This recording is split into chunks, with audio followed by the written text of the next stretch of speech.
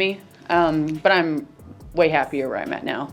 It was good to see people. It was fun to play in front of some fans. But for me, I'm way happier in Indiana. Honestly, just focusing on us. I thought defensively we had some slippages early on, and that got them some easy buckets at the rim. Their second chance points, that was pretty big for us. Their rebounding, and so. Did the refs just cross the line in the WNBA? Caitlin Clark didn't just call out a dirty hit on Sophie Cunningham, she used the moment as a launchpad for something way bigger. This wasn't an emotional outburst, it was the first public shot in a fight that could change the league forever. But what exactly are she, Cunningham, and Lexie Hull demanding? And why is this bigger than just one dangerous foul? Stick around, the answer will make you see this game in a whole new way. Quick favor before we move on. If you appreciate this content, consider giving this video a like and subscribing to the channel. Believe it or not, more than 92% of viewers haven't subscribed yet. It's free and only takes a second, but it means the world to us. So did you subscribe already? Great, thank you so much for your support. Now back to the video. Imagine this, Sophie Cunningham drives into the lane, takes a shoulder up high, and crashes to the floor. You can hear the thud over the crowd noise. The arena goes from loud to stunned in less than a second. Caitlin Clark is already staring straight at the nearest referee, arms out, lips moving fast. No whistle. The shot clock keeps running. And that glare she gives? It's not just frustration. It's a warning. But here's the thing, this moment wasn't only about Sophie and that one play. It was about something players have been simmering over for a while. You left the game in that second quarter with that left ankle, I think it was. Just how are you feeling with that? Obviously you came back and seemed to be fine. Yeah, I'm good. I think we faced some adversity with some injuries this game. Honestly, just focusing on us. I thought defensively we had some slippages early on, and that got them some easy buckets at the rim. Their second chance points, that was pretty big for us. Their rebounding, and so. I think it affects emotionally because nobody wants to see a teammate go down like that. But also, on the floor, that's another point guard, a primary ball handler.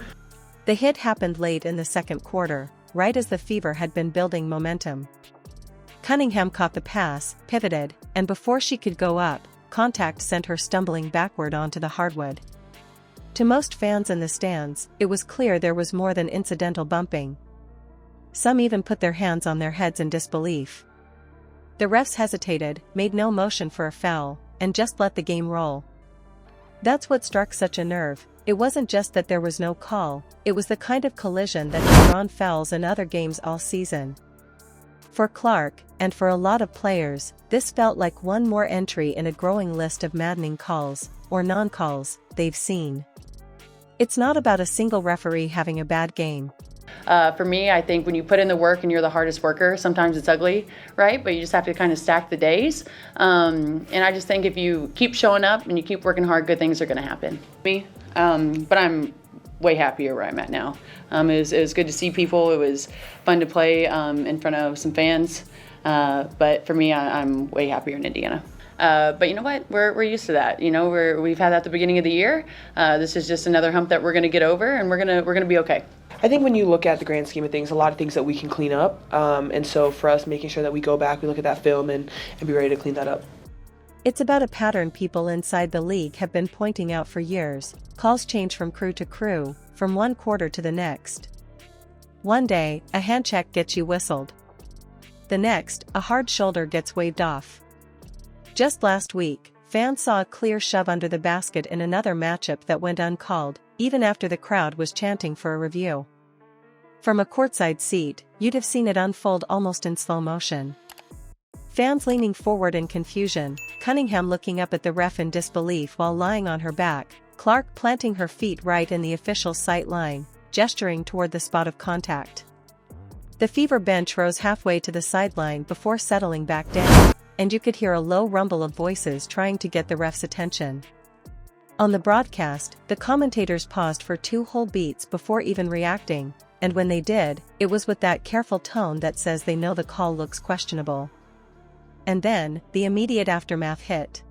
when you're growing up, sometimes it's really hard, right? Sometimes you doubt yourself, sometimes you lack confidence, but there's always a fire in you. And I think the biggest thing that everyone's always going to fail. And I think if you're not trying, or if you're not failing, then you're not pushing yourself hard enough. It's about the bigger picture of how we respond to that. And this group was still tight in our huddles. This group was still engaged in timeouts. This group was still, going out and executing on both ends. About the bigger picture of how we respond to that. And this group was still tight in our huddles. This group was still engaged in timeouts. This group was still, going out and executing on both ends. For sure. I mean, it sucks, right? You don't ever want to see anyone be injured on any team. I feel like there's been a lot of injuries this year in the W.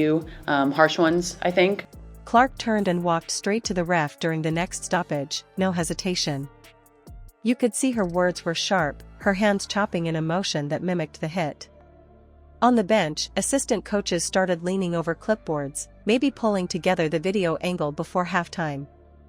Even before the buzzer, reporters courtside had their phones out, tweeting that Clark was heated and that Cunningham seemed rattled. Underneath it all, Clark's anger wasn't just about protecting her teammate in that moment. It was about what the no call symbolized, that player safety wasn't being enforced consistently enough. A hit like that is a real risk to knees, to heads, to entire careers, and when the whistle doesn't come, it sends the message that it's okay to push the limits. Players notice, and they file it away. All season, they've carried these moments with them from game to game. This one was different, though. Someone who is a big part of our rotation on both ends of the floor. And so you go down one guard and it puts more pressure on Kelsey and Sophie and Lexie.